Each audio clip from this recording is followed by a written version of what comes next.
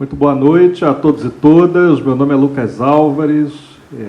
Agradeço a presença de muitas caras novas nessa noite de segunda-feira aqui no Casarão Ameno Resedar para mais uma sessão da série dos Seminários da Brasilidade. Ao longo desse ano de 2019, nós estamos promovendo aqui no Instituto da Brasilidade 39 mesas temáticas. Iniciamos lá em fevereiro, né, Tite? Fevereiro, com um ciclo de palestras sobre desenvolvimento econômico. E há 4 semanas realizamos aqui no Casarão Ameno Resedar mesas sobre o tema da cultura nacional.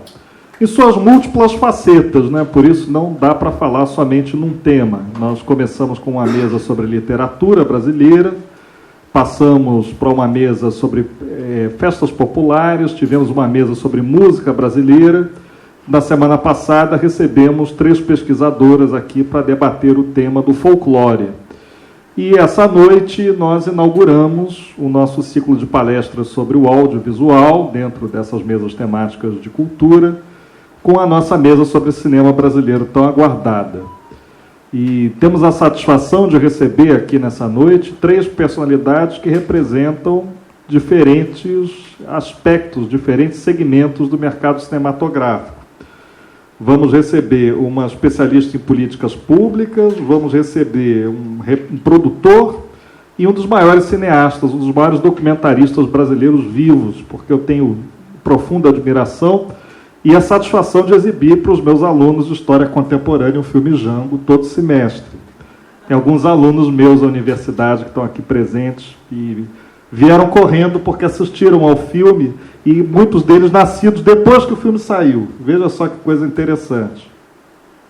Portanto, eu tenho, sem mais delongas, a satisfação de apresentar o Léo Ed, que está na ponta da minha direita, que é presidente do SICAV RJ e produtor e sócio da produtora Urca Filmes.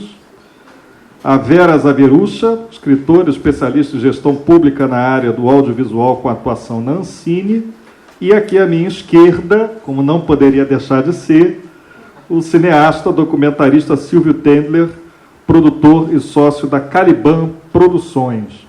Eles farão exposições individuais, ao final de cada exposição farei perguntas e abrirei também para as perguntas da plateia. Mas antes de iniciar as exposições dos nossos convidados, eu vou começar pelo Léo ali na ponta, eu quero fazer alguns agradecimentos em nome do Instituto da Brasilidade, do qual sou diretor cultural.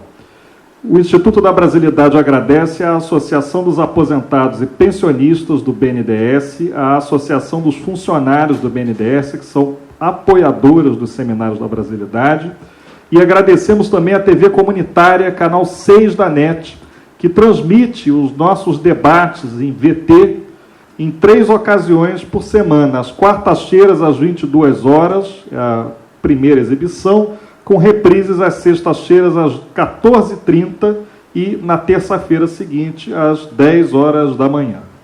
Ok? Então, sem mais delongas, eu passo a palavra para o Léo Ed, que vai começar as exposições da noite de hoje, novamente agradecendo a presença dos convidados.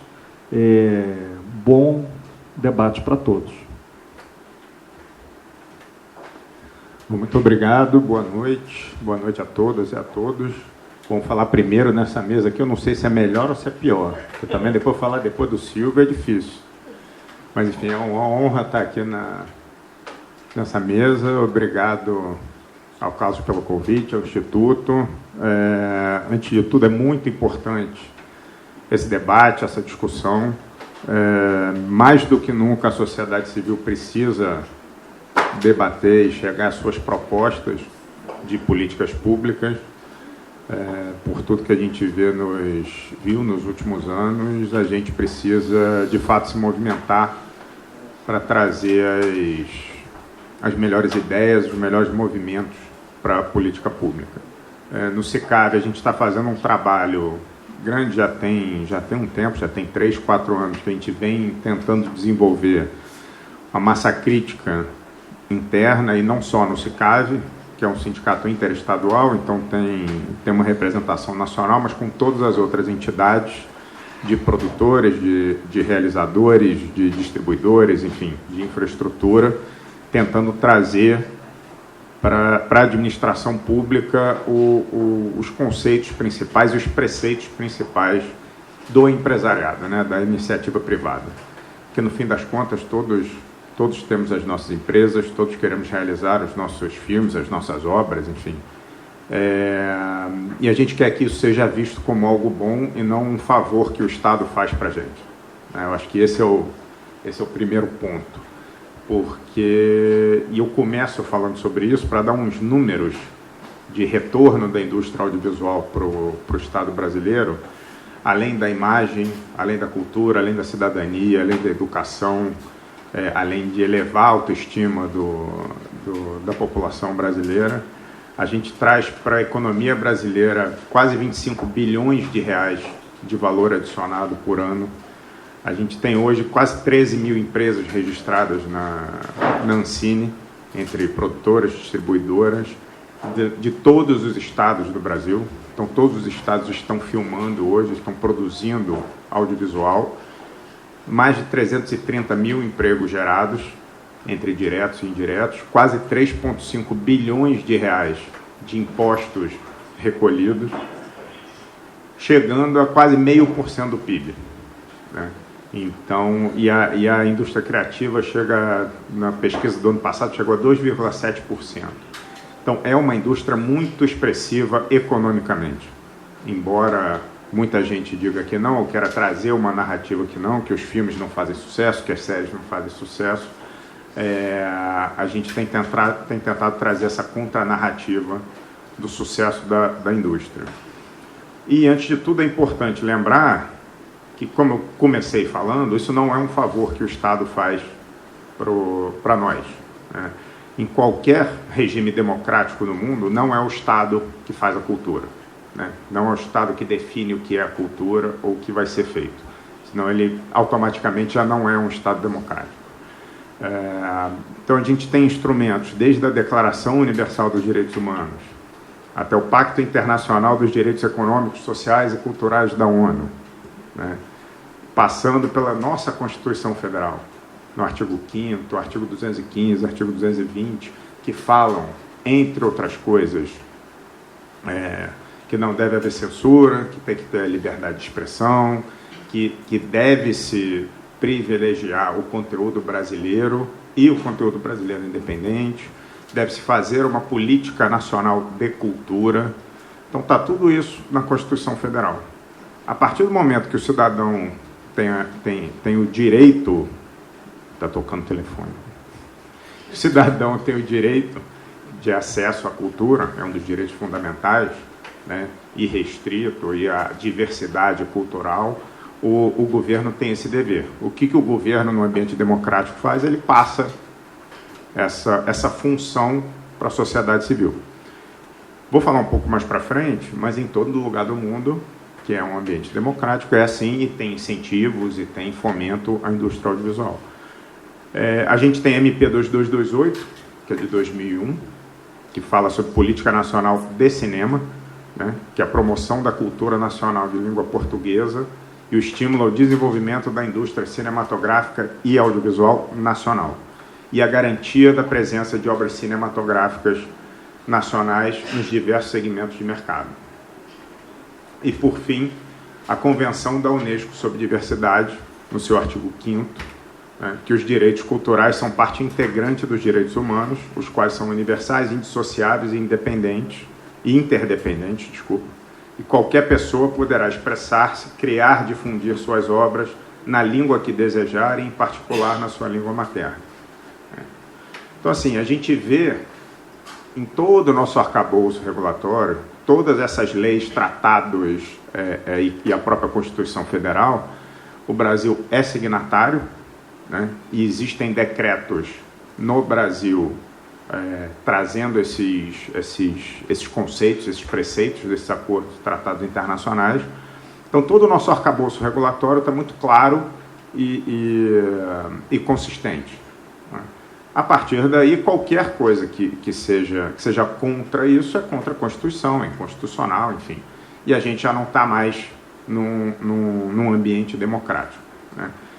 Falando da parte econômica, também é uma outra narrativa que diz que as cotas, a defesa do conteúdo brasileiro e tal, é uma questão simplesmente política, é uma questão, enfim, da esquerda, é uma questão que não se sustenta. A cota de conteúdo já foi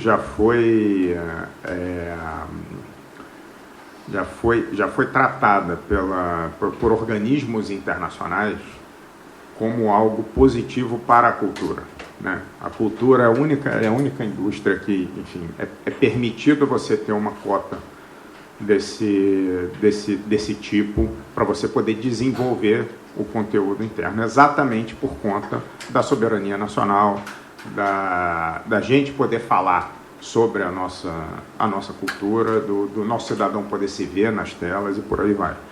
Isso entra uma das grandes disputas do século XXI, né? A grande guerra do século XXI, que não existe mais fronteiras físicas nessa guerra, né? A fronteira é virtual.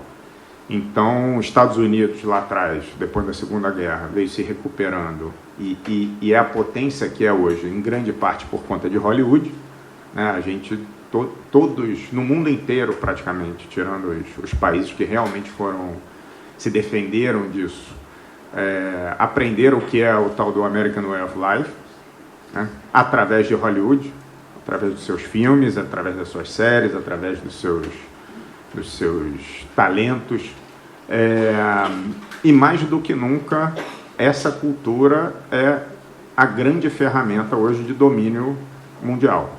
Com a evolução da tecnologia, com a evolução das formas de distribuição de conteúdo,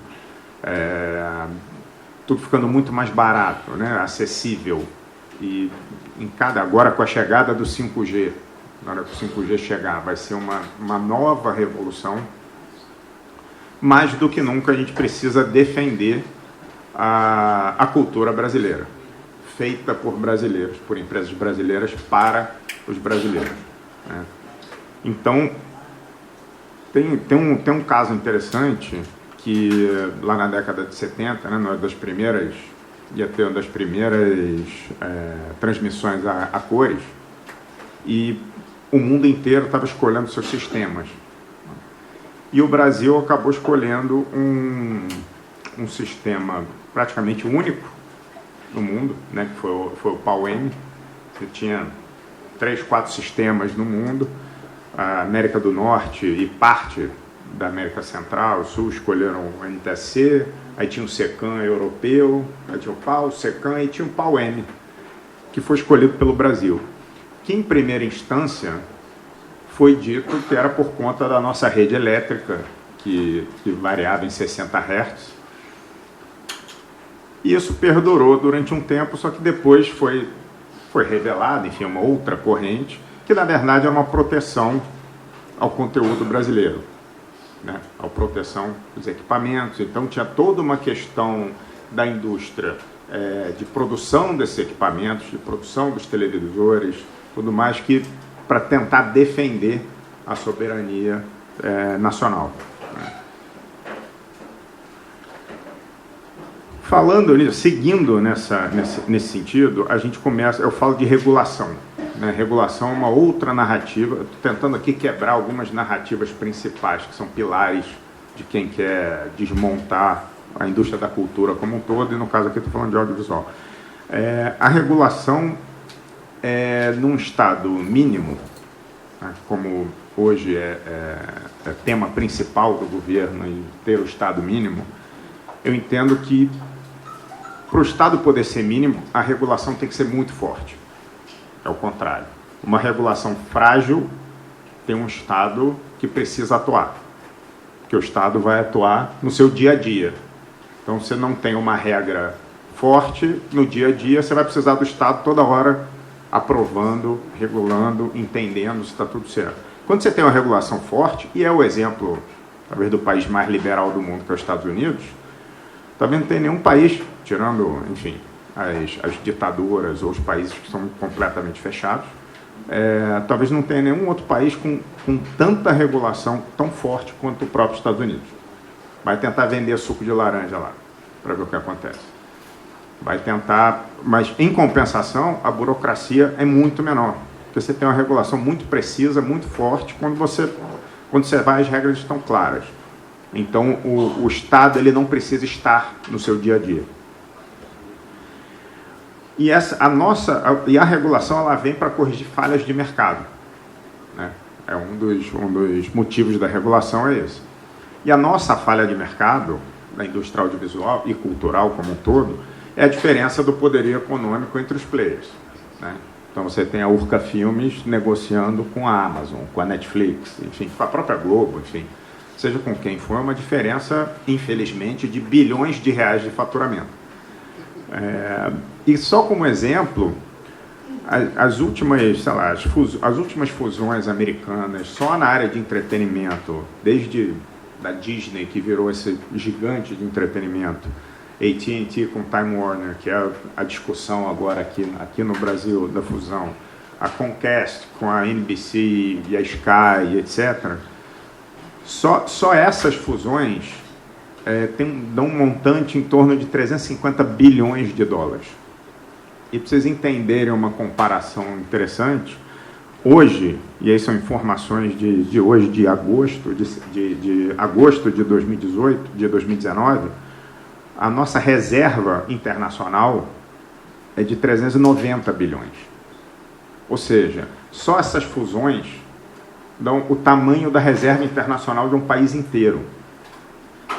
Se você fala dessas empresas comparadas a um país do tamanho do Brasil, uma economia que não é de se jogar fora, você imagina AT&T, Time Warner com Urca Filmes, a Disney com Urca Filmes. Então a gente defende que a regulação passa por várias etapas da cadeia, desde o fomento até a reserva a garantia de distribuição de conteúdo brasileiro, por aí vai. A regulação ela precisa, pelo contrário, ela precisa ser mais forte, ela precisa ser mais precisa. Uma regulação forte não é uma regulação pesada, é uma regulação precisa que atende os objetivos. E aí tem alguns gráficos aqui interessantes que depois eu posso disponibilizar, que são o fomento no mundo, para a gente entender que não é só aqui que tem lei de incentivo, que tem renúncia fiscal, enfim, nada disso. E um gráfico interessante também que é a regulação. Como é que a regulação, ao longo do tempo no Brasil, ajudou a desenvolver a indústria, né? Aí só falar desde a época do Collor, que o Silvio estava falando ali, que foi um desmonte talvez muito mais agressivo, né, do que muito mais radical, talvez. Embrafilme, né? Embrafilme. A extinção da Embrafilme, os mais novos não se recordam, não conheceram esse período. Quando foi extinta a Embrafilme, enfim, e o cinema brasileiro passou por uma escuridão tremenda, a regulação é que tirou o cinema do zero e trouxe a famosa retomada do cinema brasileiro, vindo com a lei do audiovisual, passando pela própria criação da Ancine, depois a lei 12485, que trouxe mais investimento para o fundo setorial, e por aí vai, né? Hoje a gente tem o mesmo número de salas de cinema que tinha na década de 70, tem menos poltronas, diga-se de passagem, mas tem o mesmo número de salas. A gente está produzindo quase 200 filmes ao ano, milhares de horas de séries. A nossa ocupação na TV paga já é de quase 20%, o que era 1% antes da lei 12485. E eu acho que para eu finalizar aqui, que eu já estou falando muito tempo, tem uma outra narrativa para poder fechar, que é a liberdade de expressão em relação à liberdade econômica, né? A gente está falando muito de censura, está falando muito de filtros, está falando muito de dirigismo e tal, tentando trazer isso para um lado econômico. Nas atividades culturais e no audiovisual, que é uma grande indústria, a liberdade de expressão está automaticamente ligada à liberdade econômica. Porque eu não posso fazer um produto, né, um filme, uma série que tem um objetivo de chegar até o consumidor, né, e estou usando toda a nomenclatura da indústria em si, se eu tiver restrições a ele. Se eu falar para a Volkswagen, olha, você só pode fazer carro azul com bola vermelha e uma porta. A Volkswagen não vai investir nesses carros porque não vão ser comprados. Talvez tenha um ou outro que compre, mas enfim. Eu não posso falar para o remédio, para a indústria farmacêutica, que só pode fazer remédio para dor de cabeça, não pode fazer mais nenhum outro. O remédio para dor de cabeça tem que ter um sabor azedo, não pode ter um sabor bom. Enfim, tentando usar exemplos que parecem idiotas, mas é a mesma coisa quando você tem um filtro, um dirigismo, quando você não tem uma liberdade de expressão para essas indústrias, né? E os filmes que já nascem castrados dessa forma, enfim, para ser mais grave, normalmente os filmes eles precisam de pontos polêmicos. Nem sempre, mas a grande maioria sim. Um bom roteiro, não preciso dizer isso aqui, enfim, um bom roteiro ele tem pontos polêmicos, mesmo que seja um roteiro da Disney. Todo filme da Disney, o pai e a mãe morrem no início, depois tem um desespero absurdo ali, e aí você chega no final, tem um final feliz, está tudo certo e tal, mas os filmes, os roteiros, eles precisam dessa dinâmica. Então, quando você impede, você censura essa liberdade de expressão, você está censurando também uma liberdade econômica. E eu vou parar por aqui, e aí a gente evolui. Gente, obrigado.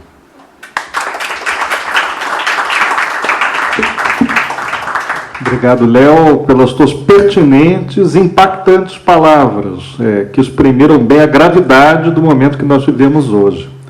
Antes de passar a palavra para a Vera Zaverucci, eu queria fazer alguns registros de presença de personalidades do mundo cinematográfico brasileiro nessa noite aqui no Instituto, no Ameno Rezedá, no Seminário da Brasilidade. Registrar a presença do documentarista, cineasta Jesus Chediak, que é diretor de comunicação do Instituto da Brasilidade e pertence hoje aos quadros da Secretaria Estadual de Cultura, e também do cineasta Noilton Nunes. Vera, a palavra é sua. Bom, boa noite. Depois do Léo falar, eu e ele, a gente meio que pensa muito parecido, então todos nós dois trabalhamos agora juntos nessa questão de regulação. Aliás, o cinema brasileiro inteiro hoje é expert em regulação. Mas, enfim, eu anotei aqui algumas questões, que eu estava lendo um texto do Domênico de Masi, e aí fiz algumas anotações aqui, até porque a gente está pensando aí o que a gente pode vir a ter em 2022. Bom, algumas tendências colocadas por ele, que as pessoas vão viver muito mais e que o mundo vai ter 8 bilhões de habitantes em 2030. Dependendo da opção que a gente fizer, a gente pode ter ou 1 bilhão de miseráveis a mais ou 1 bilhão de cérebros, né, a mais para criar soluções para os nossos problemas. Mas depende muito do tipo de opção, perspectiva, que nós fizermos.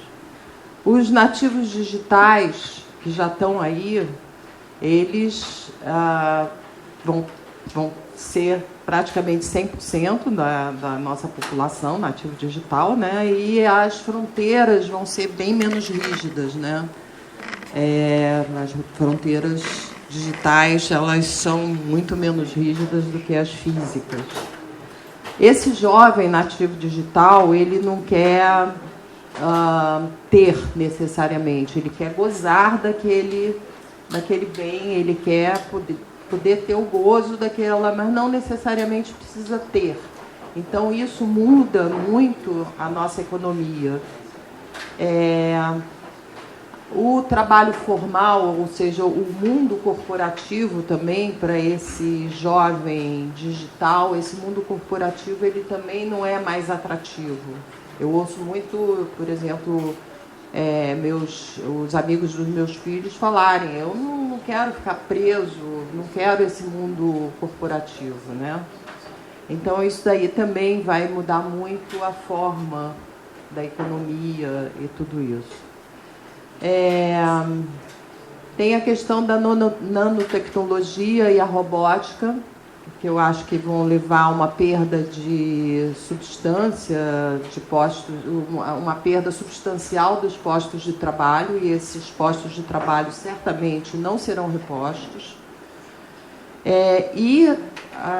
Uma outra anotação aqui que eu fiz exatamente sobre esse trabalho do Domênico de Masi foi que nos países desenvolvidos, 25% mais ou menos dos empregados serão operacionais, 25% administrativos, ou seja, com tarefas executivas, intelectuais, burocráticas, e 50% serão pessoas que estarão realizando de alguma forma atividades criativas e de inovação. Então, isso me dá uma certa esperança nesse mundo de que a questão da criatividade ela não será abandonada, e principalmente porque a invasão das tecnologias, no meu entender, elas podem suplantar várias coisas, mas não a criatividade humana. E a gente vai precisar muito dessa criatividade, né? Então, falando aí, vindo para a questão do audiovisual, nesse novo mundo, o que mais se fará, ou o que já se faz, é consumir e assistir, né? A gente consome, assiste. E eu acho que isso daí já não é nenhum otimismo utópico, não. Eu acho que é uma questão que está aí colocada. E nesse momento, no Brasil, a gente está justamente vivendo um momento que a gente está numa encruzilhada. Ou nós vamos ser protagonistas nessa história da criatividade e da inovação, ou a gente simplesmente vai ser mero espectador. Isso daí é o que eu acho que a gente está debatendo hoje na questão audiovisual. Se a gente quer ser mero espectador ou se a gente quer participar ativamente da produção audiovisual, que todas as bocas que estão aí, Netflix, Disney, Amazon, elas estão precisando, né? Conteúdo. Bom, aqui alguns números que eu acho importante colocar, que a Pricewaterhouse do Brasil fez uma pesquisa, e em 2030 a estimativa é que o Brasil seja a quinta economia do mundo, com 7 trilhões 540 bilhões de dólares no seu PIB, né? Aí a gente vem para a área do entretenimento. Em 2017, o mercado de entretenimento era de 34,9 bilhões de dólares, e a estimativa para 2021 é que seja de 43,7 bilhões de dólares.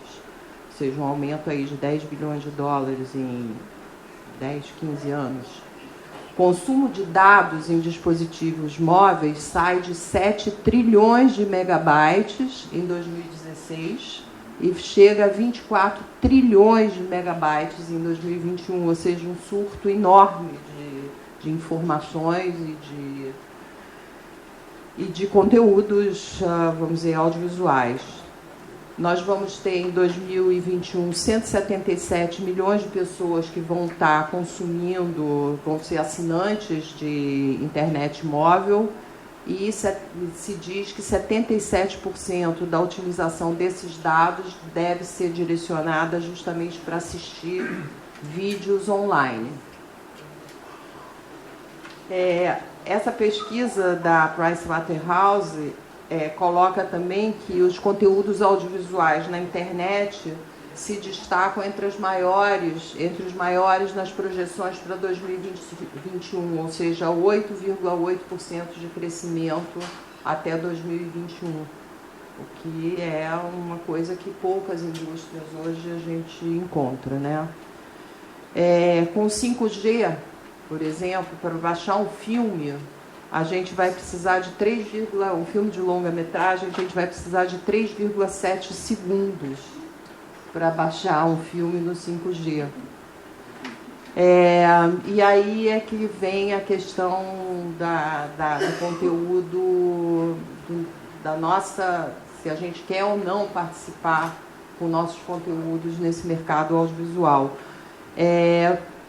Eu acredito que com uma oferta maciça de conteúdos que vão vir por aí, que já estão vindo, vai haver uma rápida saturação do ser humano em relação à mesmice. Então, a diversidade é que vai ser a chave dessa questão toda, a originalidade vai ser a chave dessa questão toda. E aí eu acho que o Brasil é um país que tem, é um país continental, é um país que tem muito o que mostrar, muito o que dizer, e essa seria a grande chance do Brasil, que seria justamente essa, participar desse mercado, e por isso que eu acho que a importância de ter uma agência reguladora é bastante grande, ou seja, é uma agência reguladora que estuda as assimetrias que existem dentro desse mercado, e a gente sabe que o nosso mercado ele é ocupado 80% pela indústria audiovisual hegemônica americana. Eles conseguiram ocupar esse mercado já, não só o nosso, como no mundo inteiro. Então, a gente precisa realmente de ter uma agência reguladora que, com base nos seus estudos técnicos, nos seus estudos sobre os impactos que a regulação pode trazer ao mercado audiovisual, ela está aí justamente para proteger esse mercado, e proteger esse mercado para que o Brasil usufrua dele, não só em termos de ver a si mesmo dentro das telas, dentro das diversas telas, mas também usufrua dele economicamente falando, porque a gente tem visto aí a Netflix e essas empresas todas chegando aqui, produzindo, mas o que está acontecendo com essa produção é que os direitos sobre esse conteúdo ficam na mão deles. Eles vêm aqui, pegam nossos talentos, pegam nossas histórias, produzem até com os nossos produtores, mas os nossos produtores passam a ser meramente prestadores de serviço. Se sobrevive como prestador de serviço, sim. Mas eu acho que a indústria audiovisual brasileira merece muito mais do que isso, né? Porque, na verdade, quando eles vêm aqui e pegam nossos talentos, nossas histórias, etc., eles constroem a narrativa da forma que eles querem. Eles dizem qual é a câmera que você vai filmar, qual é o estúdio que você vai usar, de repente interferem na própria narrativa, na própria história, para desfazer a nossa história. Então, eu acho que a importância da Agência Nacional de Cinema é que ela está aí justamente para olhar essas questões todas, e é lamentável, vocês devem ter visto aí nos jornais, é lamentável que a gente tenha chegado às páginas, a essas páginas de jornais com esses escândalos todos, mas isso daí eu garanto que não tem nada a ver com cinema audiovisual, tem a ver com brigas políticas que, infelizmente, chegaram à Agência Nacional de Cinema e num nível bastante baixo, mas eu garanto que isso não tem nada a ver com o setor audiovisual. Enfim, termino aqui e fico à disposição.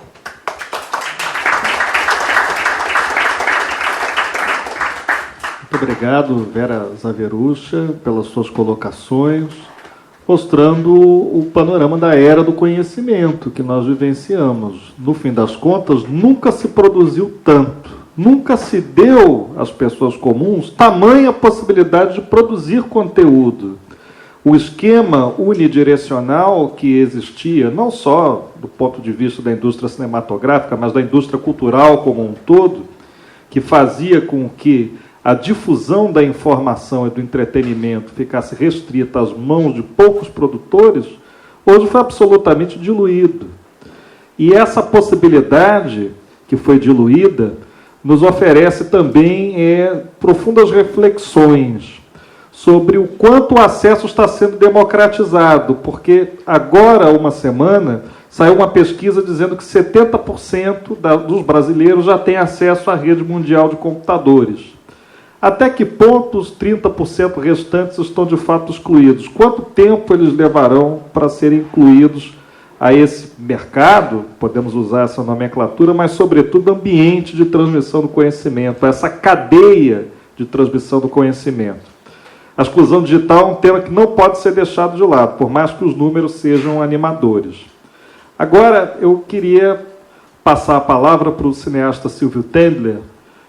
Enquanto vão arrumar aqui o pedestal para facilitar para o Silvio, eu quero fazer um testemunho aqui do quanto o filme Django mudou a minha vida. Eu me recordo que assisti a esse filme em 3 ocasiões absolutamente distantes uma da outra. A primeira foi como menino, acompanhado do avô trabalhista, janguista, que me apresentou esse filme. Eu devia ter uns 10 anos de idade. Eu assisti em fita de vídeo.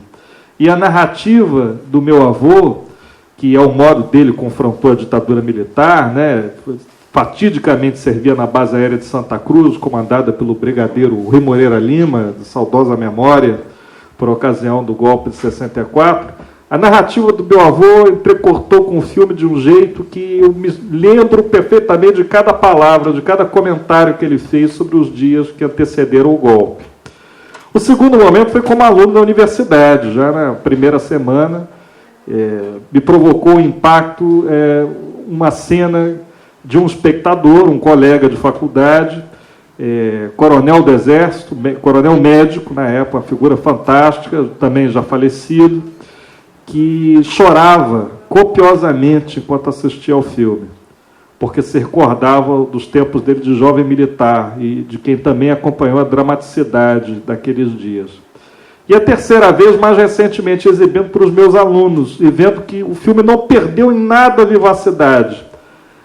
A narrativa que você apresentou é muito atual, Silvio, porque ela nos oferece um alerta. A democracia, como esteve em risco naquele momento, também está em risco hoje.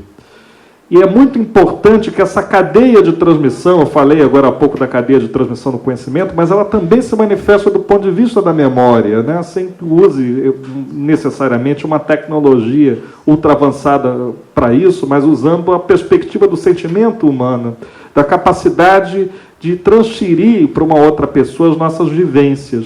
E as vivências que eu recebi do meu avô, do meu velho amigo militar, que estava do outro lado, enfim, meu avô foi contra o golpe, e esse coronel médico teve depois uma carreira no Exército continuada, depois de 64, né, em algum momento teve subordinado ao regime, né, ao contrário do meu avô, que logo saiu, e agora vendo o brilho nos olhos dos meus alunos, mas que é um brilho não só de fascinação pela riqueza do teu filme, Silvio, mas também é um brilho de luta de quem quer defender a democracia do Brasil e de quem já sabe, apesar da tenridade, que tem muito a perder. Então, eu queria deixar essas palavras, esse testemunho aqui, sobre as 3 vezes que eu assisti ao Django e da vivacidade que esse filme me oferece todas as vezes que eu torno a assistir. A palavra é sua, é uma satisfação enorme te receber aqui nos Seminários da Brasilidade, foi uma presença muito esperada. E vamos ouvir Silvio Tendler.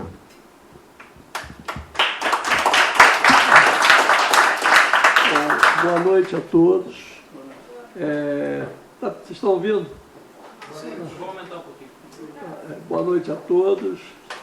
Eu estou muito feliz e muito emocionado de estar aqui nesse espaço criado pelo bravo Carlos Lessa. Eu acompanhei a recuperação dessa casa Eu vim aqui quando isso era um monte de escombros. E o Lessa vinha discutir com arquitetos a reconstrução desse espaço. Porque o Lessa é um construtor, é um cara que ele quer fazer, é um fazedor, e nessa casa hoje funciona o Seminário da Brasilidade, que é outro ponto de encontro muito importante. Eu queria te dizer que tem vários cineastas aqui presentes. Estou vendo ali a Isa Albuquerque, estou vendo aqui a Tetê Moraes, o Henri Gervasor. Você é Henri, não? Eu estou te confundindo. Não? Então não é o Henri, mas é como se ele estivesse representando. Alice. Tem Alice. Alice Andrade está aí, amiga querida. Tem um cara que a última vez que eu encontrei com ele foi no IPM de Aeronáutica. Chama-se Chico Borges. Está ali, tá ali atrás. É irmão da Fernanda Borges, que foi casada com Pierre Cast. O Chico foi meu amigo de juventude, colega, era do grupo Fotograma, frequentamos juntos o MAN naqueles idos dos anos 69, 70. Ao lado dele está o Teodoro Buarque de Holanda, que também é um companheiro dessa época, e está coalhado de gente interessante, e é fundamental que está havendo uma assembleia de cineastas num espaço fora do cinema, para um público mais amplo, e é essa a discussão que a gente tem. A gente tem que ter essa discussão abrindo para a sociedade. Na verdade, a gente tem que sair dos nossos círculos, parar de discutir entre nós, em nossas listas e nossas bolhas, o destino do cinema brasileiro, e abrir para essa sociedade, abrir nesse instituto que tem o Carlos Monte, tem o Dark Costa, tem gente que batalha por esse país há muitos anos, e essa luta em defesa do audiovisual brasileiro se amplia para a sociedade brasileira como um todo. Isso é que é fundamental. Nós estávamos todos juntos aqui, com a Vera, o Léo, discutindo essa questão que é fundamental para todos, que é a sobrevivência do audiovisual brasileiro. Mas o audiovisual brasileiro, que já viveu outras crises semelhantes a essa, é cíclico, esse massacre de não tentarem impedir que a gente tenha uma cultura brasileira, ele é cíclico. E da mesma maneira que nos atacam ciclicamente, nós nos defendemos e renascemos. Eu acho que o exemplo que eu dei aqui é o da Embra Filmes, não é o único. O Collor, quando chegou destruindo tudo. Ele durou dois anos e nós estamos aqui hoje. Nós levamos anos depois do fim do governo Collor, reconstruindo uma outra estrutura que já era diferente da Embra Filmes para a produção do audiovisual brasileiro. Brigamos muito, todo mundo que está aqui se lembra da pancadaria que eram nossas listas de cinema, para a construção de uma estrutura para o cinema brasileiro. E nós conseguimos formatar o Mancini, que estava mais democrática. O Mancini, que foi muito complicado a gente formatar. Eu posso dar depoimento para vocês de momentos muito difíceis na construção da Mancini, quando eu me propus a fazer um filme sobre um poeta, sobre o Ferreira Goulart, que finalmente agora está pronto, e eu ouvi de um funcionário da Ancine que o povo brasileiro não gostava de poesia. Então, faz parte dessa luta, e está aqui é mais um desses momentos. Alguém querendo nos dizer que o cinema brasileiro é desnecessário. Só que esse alguém, esse poder que hoje tenta destruir o cinema brasileiro, a cultura brasileira, ele é muito mais perverso, porque ele está tentando destruir a nação. Ele não está apenas tentando destruir o audiovisual. Eu ontem vi na televisão, inacreditável, cortes de bolsas de R$100 por mês para crianças que estudam matemática, crianças que ganharam uma Olimpíada de Matemática, que ganham R$100 por mês, que andam horas da casa que elas moram no sertão até a escola, e essas bolsas foram cortadas. Então, é esse país que nós temos que impedir que ele seja demolido. E se eles conseguirem nos atingir, nós vamos ter que reconstruí-lo inteiramente, como nós estamos conseguindo agora preservar a Amazônia. Eles ficaram de brincadeirinha com a Amazônia até perceber que o mundo inteiro não entrou naquela falsa chacota. E a gente tem que continuar nessa luta e transformar essa nossa luta em defesa do audiovisual como uma luta nacional, uma luta internacional. E por conta disso é que eu acho fundamental um instituto como esse da Brasilidade tenha nos convidado para debater essa questão, porque essa questão não é uma questão para ser debatida exclusivamente entre cineastas, é uma questão para ser discutida pelo conjunto da nação como um assunto de alto interesse. Eu presto atenção no que está acontecendo, estava prestando muita atenção no que estava acontecendo com o cinema brasileiro. E o cinema brasileiro, que já estava sofrendo, porque nós também não estávamos em nenhum paraíso. Essa desconstrução do cinema brasileiro, ela vem junto com o neoliberalismo. Ela vem do final dos anos 80, anos 90, quando os cinemas foram expulsos das ruas e foram se exilar nos shoppings. Então, a partir daí, se restringiu muito o espaço dos filmes brasileiros. E o número de salas de cinema no Brasil reduziu-se drasticamente. Nós temos hoje, sei lá, 3.000 salas de cinema, e a maior parte nas capitais, nas cidades do interior. O cinema do interior acabou, cinema de rua acabou, e o que existe hoje são cinemas de shopping que só passam blockbuster e pessoas que vão comprar roupa de marca e fast food não tem mais interesse. Um filme, por exemplo, como Django, que você adora, hoje não tem mais espaço nas salas de cinema brasileiro. Se eu passasse o Django hoje numa sala de cinema no Brasil, eu passaria ele uma sessão diária num cinema de 100 lugares, quer dizer, uma sessão... Às 2 da tarde ou às 5 da tarde. A hora que fosse, Vera, o importante é que, por mais público que eu fizesse, eu não conseguiria, em uma semana, fazer mais de 700 espectadores. Então, nossos filmes foram expulsos dos cinemas. E nessa reconstrução, nós temos que ir mais longe, nós temos que lutar pela reconquista desse espaço do cinema brasileiro. E a importância que ele tem, eu fico vendo, por exemplo, os muitos documentários que são produzidos, está havendo um mapeamento muito lindo da cultura brasileira. Eu assisto nos canais alternativos, que através dos projetos do FSA, que produzem filmes documentários, nós temos documentários excepcionais hoje, de qualidade, para discutir Brasil. O Brasil pode discutir o Brasil com a produção dos nossos filmes.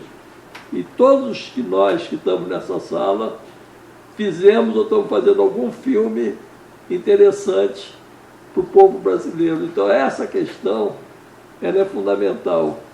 E essa é a discussão que a gente tem que ter no sentido de preservar esse espaço, salvar a cultura brasileira. Eles estão tentando demolir tudo, não é apenas o cinema, é a arte em geral, é a educação, é a saúde, é a privatização geral. Então nós temos que lutar, sim, contra um modelo hegemônico de economia, que é o modelo da destruição. É um modelo mau, perverso. Não é um modelo que interesse ao país enquanto projeto político, econômico, social e cultural. Nós temos todos que lutar pelas nossas causas, juntos, e um instituto e um debate como esse é fundamental, porque ele amplia nossas fronteiras de debate, amplia a nossa participação nas lutas sociais como um todo, e juntos nós podemos fazer alguma coisa. Eu vou ficar por aqui. Eu queria agradecer a vocês o convite de poder participar desse debate, estar junto com essas pessoas aqui hoje, ajudando a repensar o Brasil que a gente quer construir e nem esse que eles estão destruindo. Obrigado.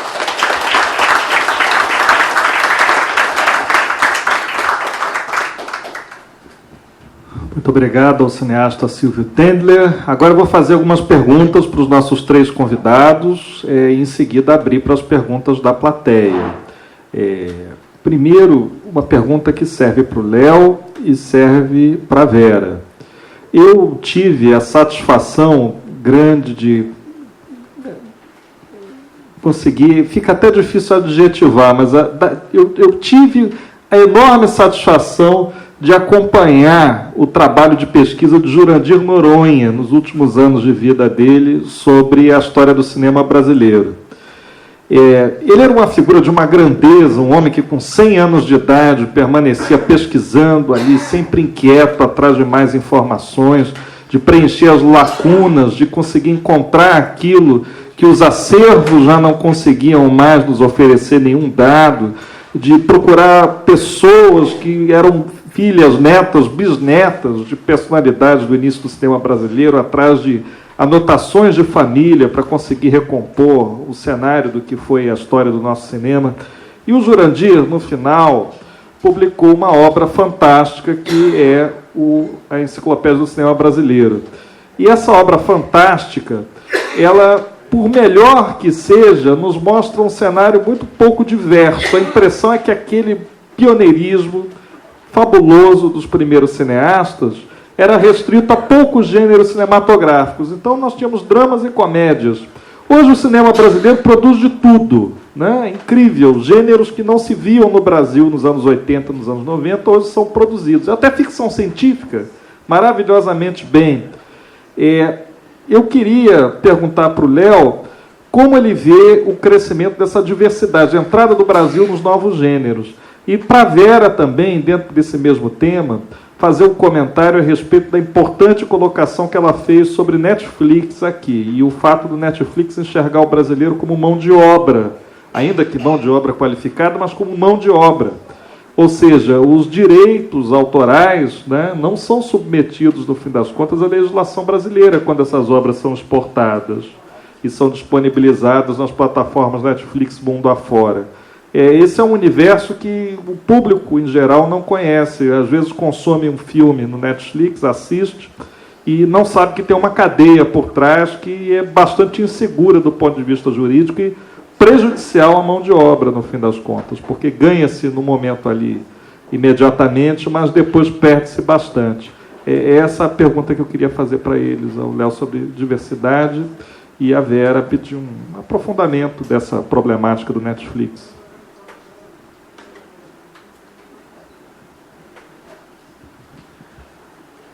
Bom, eu entendo que hoje a gente tem obras sendo feitas, aí não só cinema, né, mas obras seriadas, enfim, de todos os tipos de gênero e por todos os tipos de gênero também, né? Eu acho que isso é uma vitória da política pública no Brasil, que tem uma diversidade. Hoje a gente produz desde ficção científica até as comédias de sempre, continuam fazendo sucesso, outras comédias.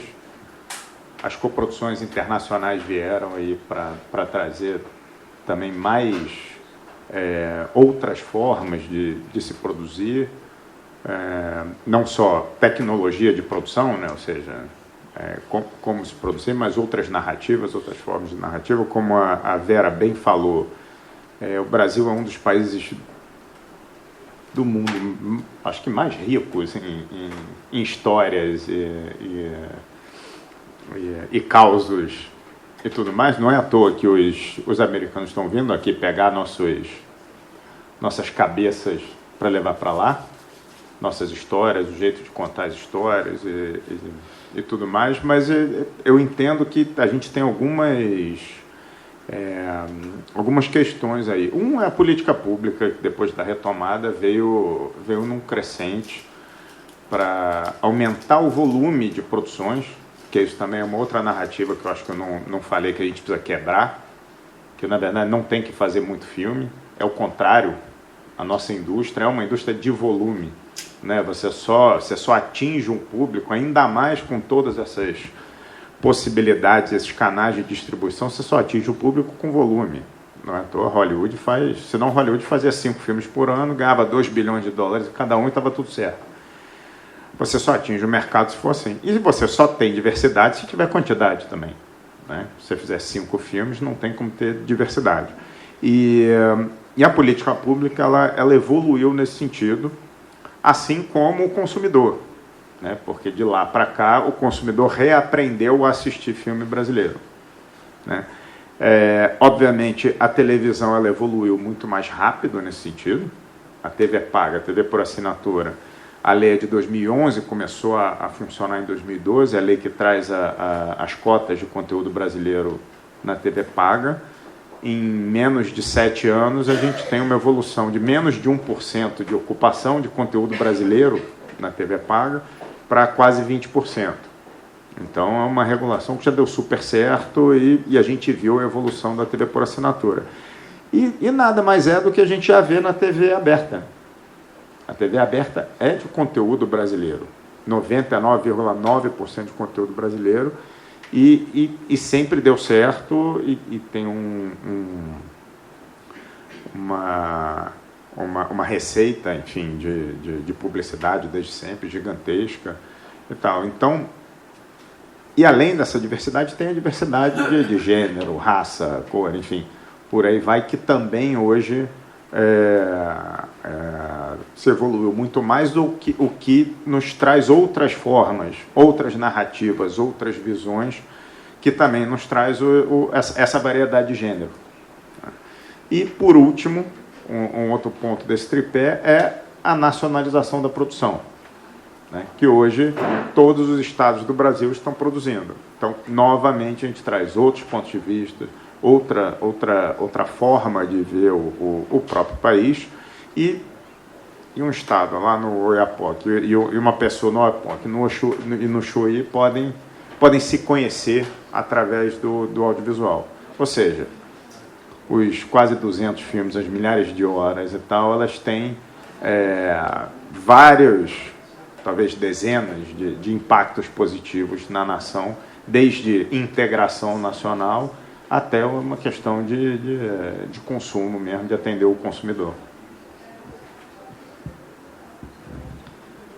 Bom, quando a Ancine foi criada, quer dizer, uma das coisas que a gente percebia é que tinha um futuro aí pela frente, né? Que a gente, com uma secretaria, que antes a gente só tinha uma secretaria ligada ao Ministério da Cultura, a gente não ia conseguir dar conta do que vinha pela frente. Ou seja, a gente tinha a intuição de que o modo de se ver a imagem seria diferente do que era há 2 anos atrás, de uma forma linear, e a gente passaria a ter uma outra forma de ver isso tudo, e isso tudo precisava ser, vamos dizer, estudado.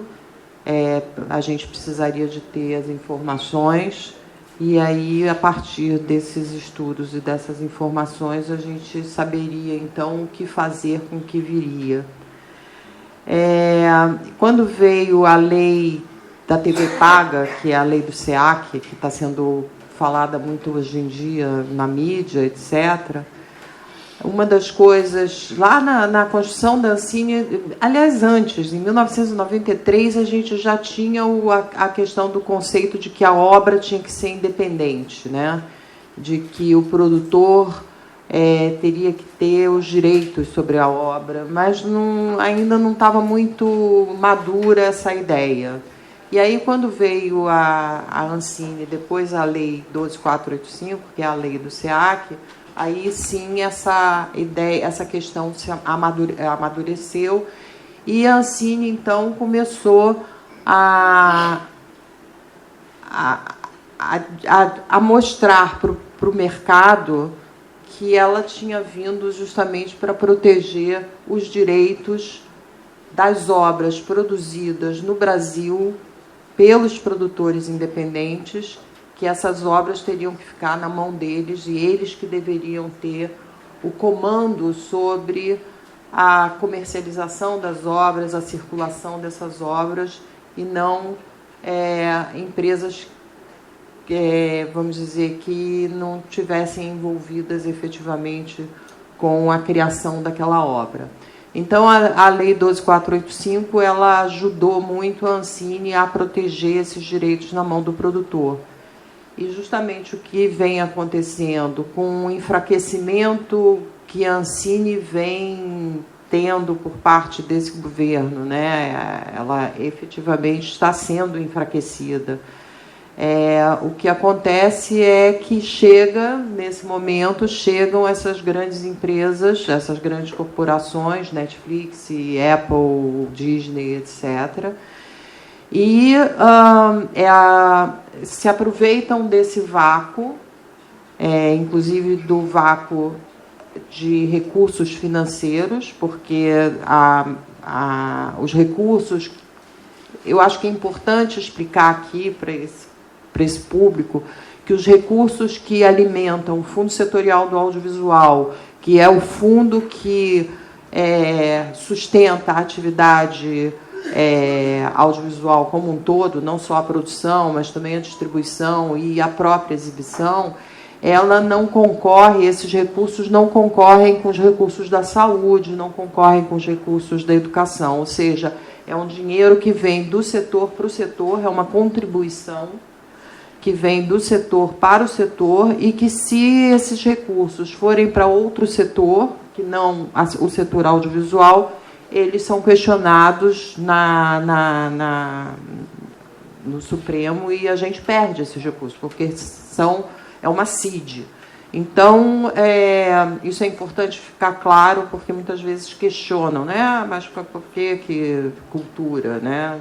Educação Bom, mas aí vem esses players, aproveitam-se desse vácuo que a gente está tendo agora de produção, porque desde de 2018 não se lança nenhum novo edital, e isso daí vai criar uma descontinuidade na nossa entrega de conteúdos.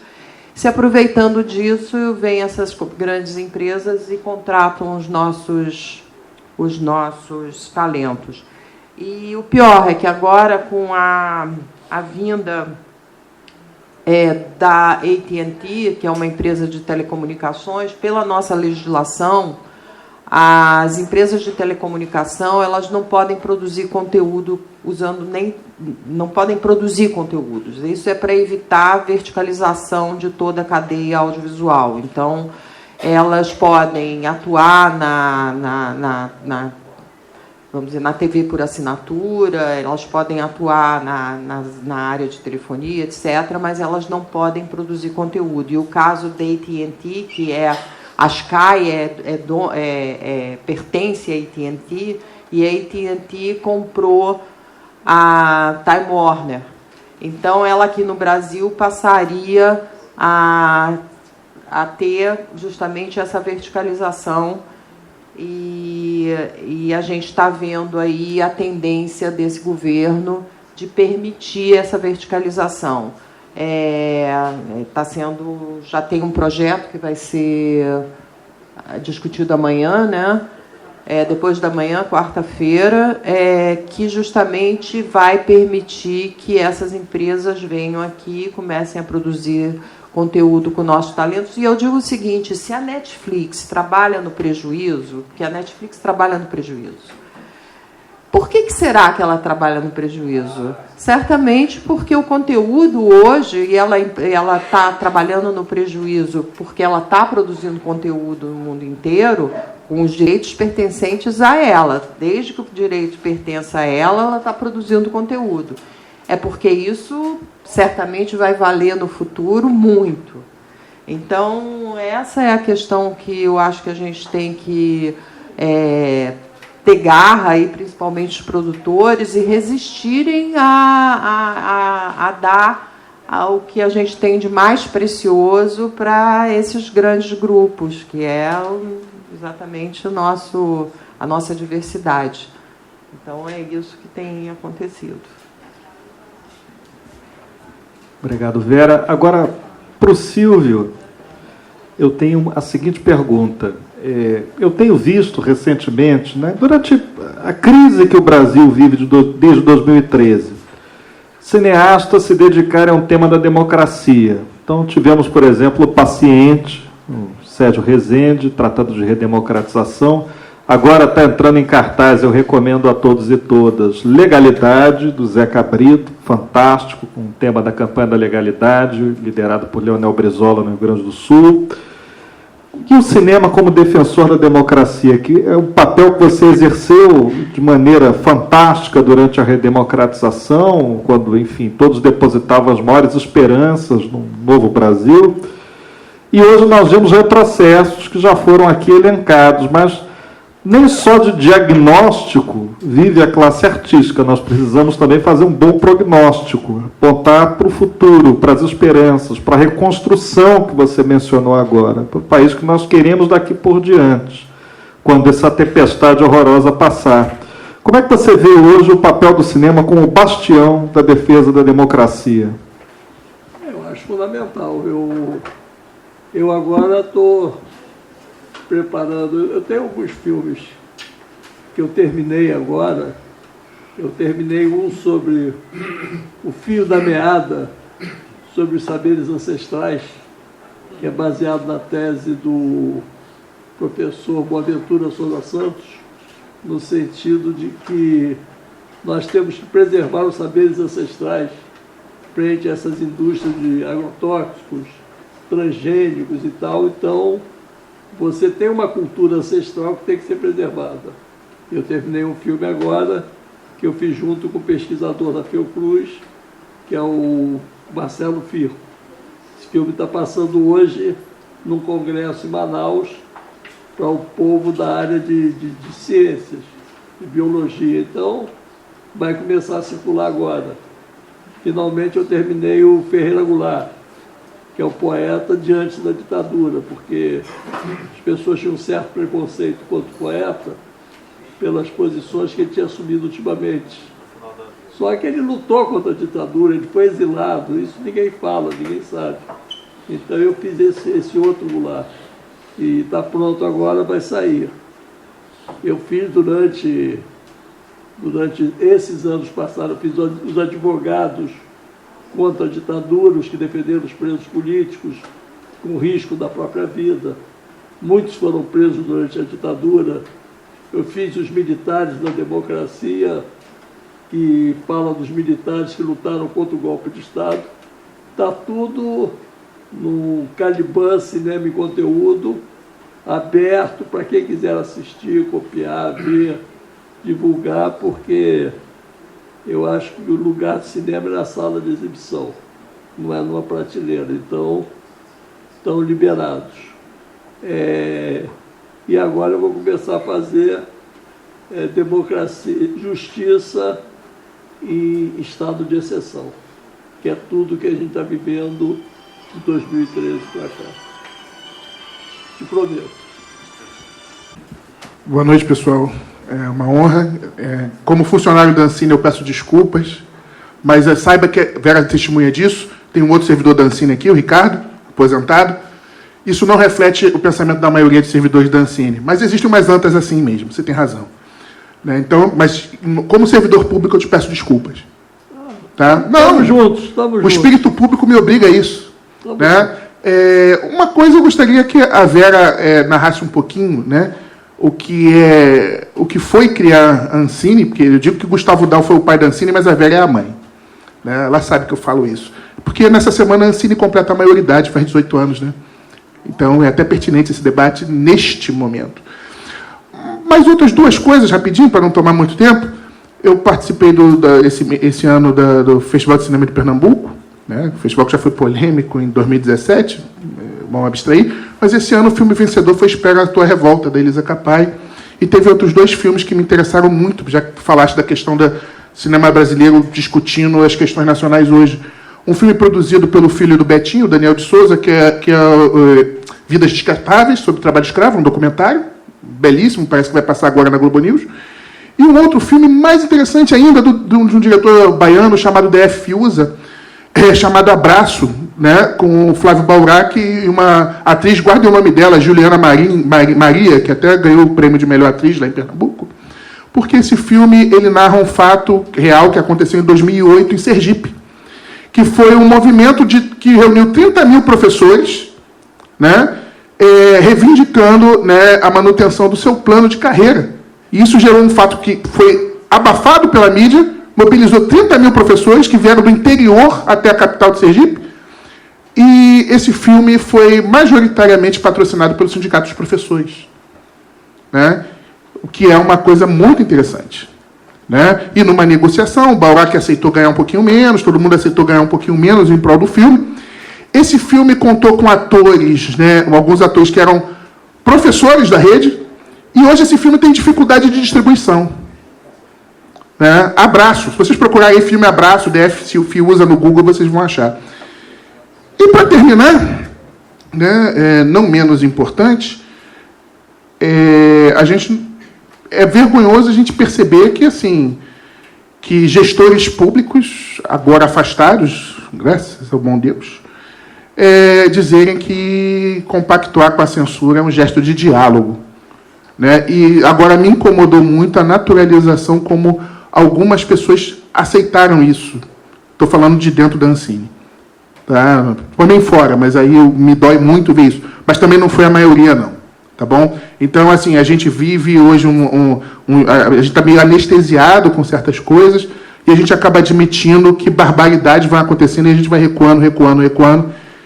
E muita gente dizendo que era melhor deixar que isso acontecesse, não, para a gente tentar um diálogo. Não se faz diálogo com censura, não se transige com autoritarismo, né? E, lamentavelmente, esse é o momento que a gente está vivendo.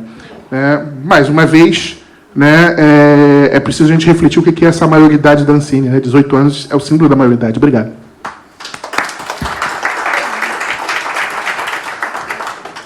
Agora, próximo a perguntar, depois Ricardo, depois Fernando Bicudo.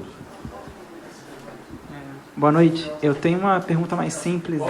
Eu sou João Pedro. Eu tenho uma pergunta mais simples para a mesa. Você tinha falado que se você lançasse um filme hoje numa sala de cinema, você iria conseguir no máximo 600 pessoas assistindo, enquanto os grandes blockbusters americanos estão meio que tomando o cinema brasileiro. Eu queria perguntar para a mesa quais seriam as soluções que vocês veem para essa tomada do espaço do cinema brasileiro por esses blockbusters americanos que não são coniventes com a nossa cultura. Seria uma questão mais de tentar atrair o público brasileiro para o cinema brasileiro, ou seria mais uma questão do cinema brasileiro se adaptar às demandas do público brasileiro? Essa é a minha pergunta.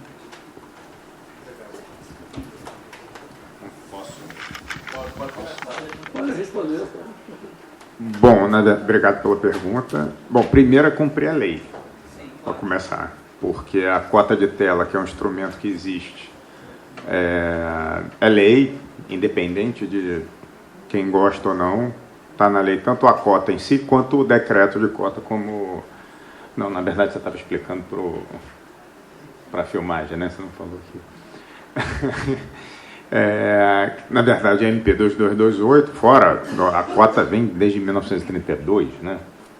Mas a MP 2228, que é uma lei, a MP tem força de lei, seu artigo 55, 56, estabelece que durante 20 anos, a partir de 2001, a gente vai ter cota de tela nas salas de cinema e que todo ano vai se promulgar, o presidente da República promulga um decreto falando das regras para o próximo ano, porque a lei já estava prevendo o avanço tecnológico, então deixou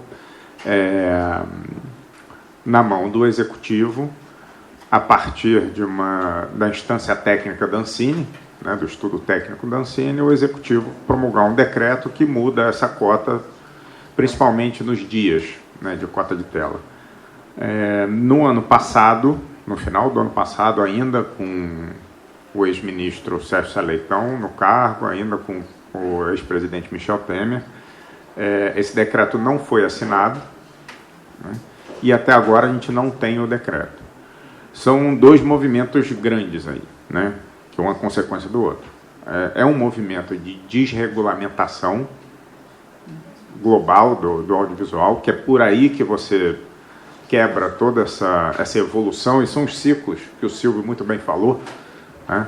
Só ver, são ciclos, todos os ciclos de quebra, de desmonte da indústria audiovisual são no meio de ciclos ascendentes da indústria, né? Você não tem nenhum ciclo de desmonte do audiovisual quando o audiovisual estava morno, estava decaindo. Então, mais uma vez, a gente vem, isso é importante que se fale, não é o presidente Bolsonaro, na verdade, começou a falar sobre o audiovisual tem 3 semanas, 4, enfim, vem de antes isso. O desmonte vem de antes, a estratégia de desmonte vem de antes. Então você começa a desregulamentar. Então você já não tem, mesmo estando em lei, é bom que se frise, você já não tem a cota de tela, então por isso os Vingadores chegaram a ocupar 92% das salas, em alguns complexos 100% do complexo, bom, tira qualquer possibilidade do cidadão escolher, né? Não é porque é um dos maiores lançamentos do ano que todo mundo tem que ver ou que seja obrigado a ver, e com isso tirou um filme brasileiro, que foi o de Pernas pro Ar 3, das salas, dando lucro para as salas de cinema. Então, bom, censura é a tal da censura econômica, que eu não lembro quem falou, acho que foi o Silvio, enfim. A tal da censura econômica.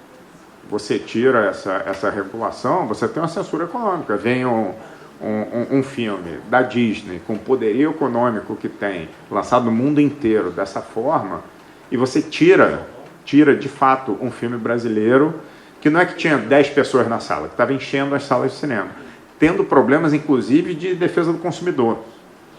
E tiveram muitas sessões que já com o público tendo comprado ingresso e que o filme mudou. Era de Pernas pro Ar, virou Vingadores, e aí foi oferecido como prêmio de consolação o ingresso do Vingadores pro público ver. Então, e o nosso movimento tem que ser de preservar, mais do que fortalecer, preservar a regulação, primeiro. Que a regulação, de novo, tem um caráter econômico também. E hoje, só com ela a gente vai conseguir expandir a nossa cultura, expandir a indústria e sobreviver. Eu queria completar com outro exemplo.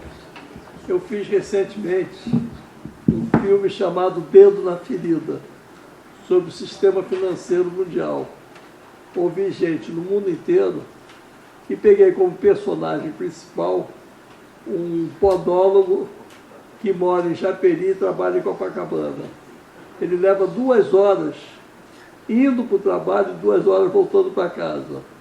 O tempo que você passa no cinema vendo um filme é o que ele passa sacolejando num trem para ir trabalhar e voltar para casa. Ele não tem conta bancária, ele não tem nada. É um cidadão comum de Japeri. E ele é o personagem principal do filme. E aí, eu tive interesse que gente como ele tivesse o direito de ver o filme também. E eu descobri que o povo de Japeri passa os finais de semana no shopping em Nova Iguaçu. O lazer deles é ir ao shopping em Nova Iguaçu. Em Nova Iguaçu tem um complexo de cinemas com 9 salas. Eu entrei em contato com o exibidor e pedi a ele uma sala. Eu quero que você me arranje uma sala para o público de Nova Iguaçu, Japeri, possa assistir o filme cujo personagem é um deles. Pois esse filme não tem interesse para esse público. E não deu a sala, simplesmente não deu. Ele tinha 9, outras 8 poderiam ser ocupadas com os filmes que ele quisesse. Ele podia me dar a menor sala, mas ele não dá a chance das pessoas escolherem. O que é isso?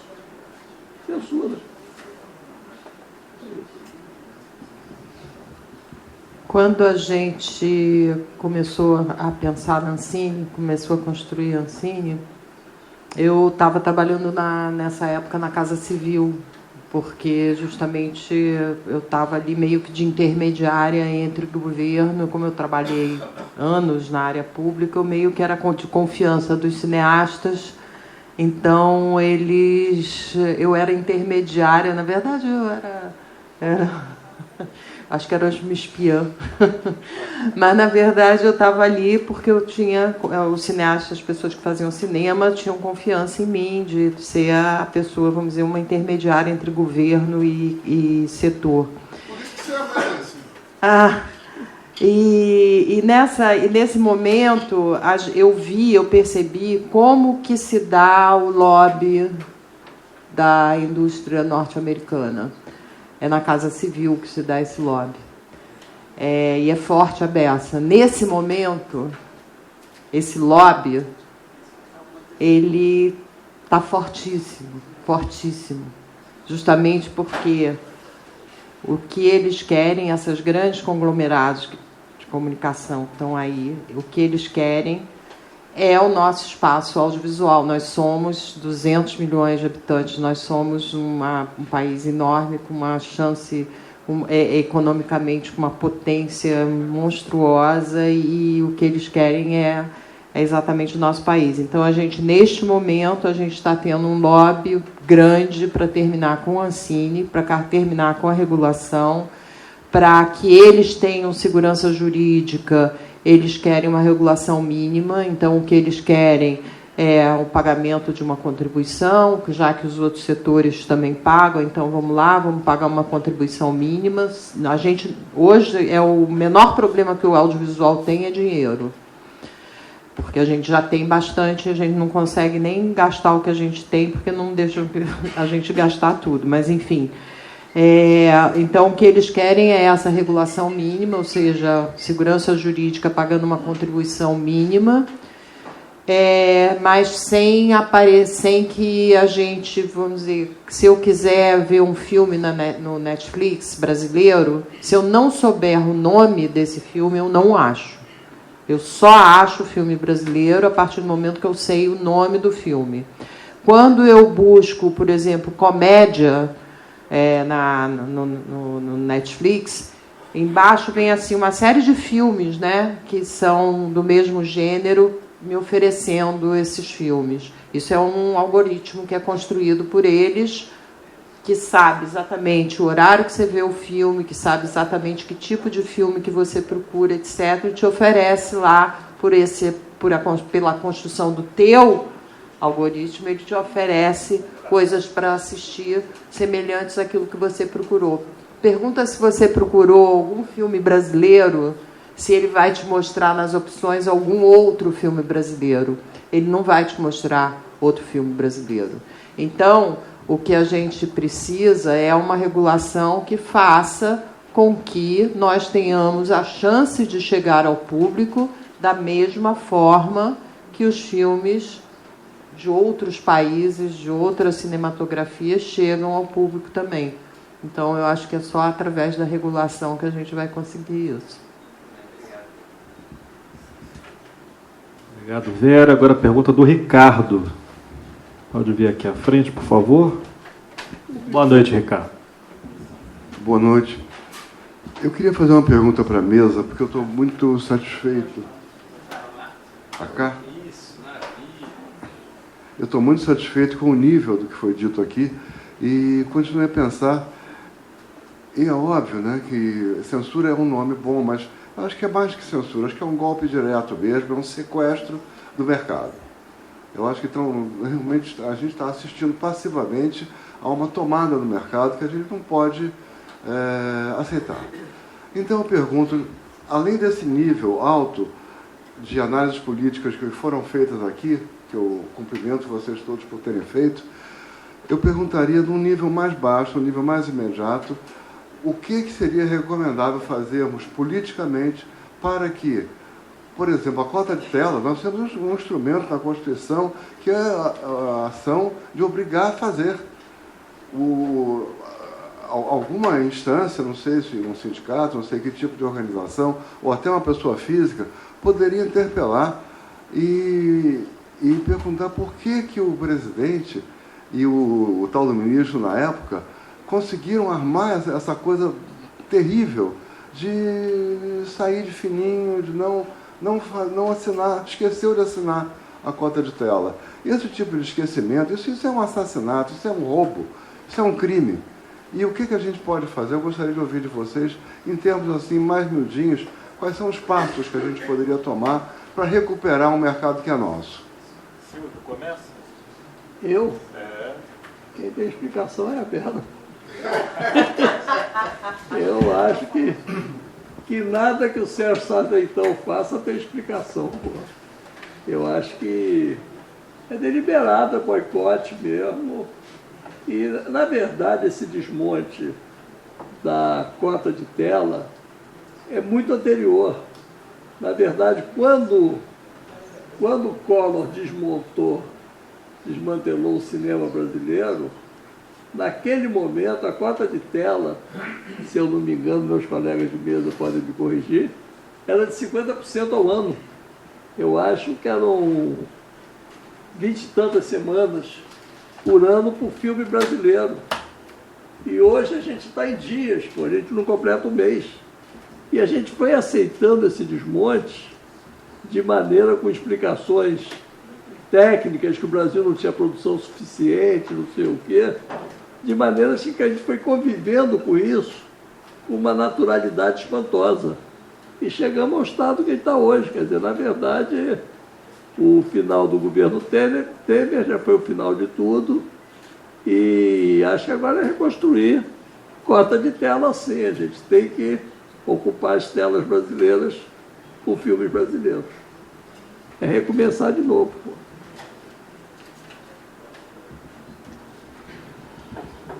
O que a gente pode fazer de pequenininho para começar? Primeiro, a primeira coisa que a gente tem que saber é quem é que vem para a diretoria da Ancine, né? Nós vamos ter um diretor daqui a pouco só, porque a Débora Ivanov, daqui a 28 dias a Débora Ivanov sai, só fica o Alex. Existe a possibilidade de um diretor evangélico, nada contra os evangélicos, mas quando vem com essa sendo seu currículo, né, a sua carta de apresentação, eu fico muito espantada com isso.